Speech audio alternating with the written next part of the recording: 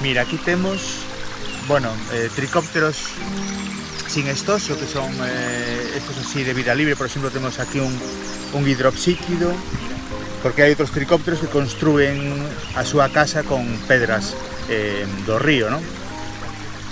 Despois tamén un riacofílido, este outro tricóptero o que construe con pedras do río a súa casa. Aquí temos unha larva de libélula, un odonato.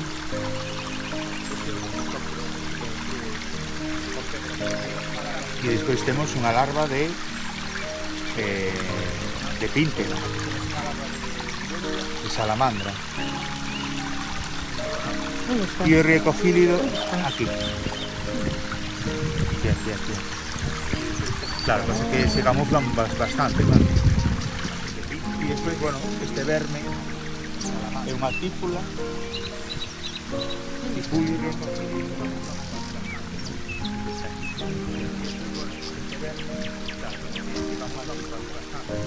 unha larva un díptero, este verme, unha típula, tipulio, unha larva un díptero, unha larva un díptero.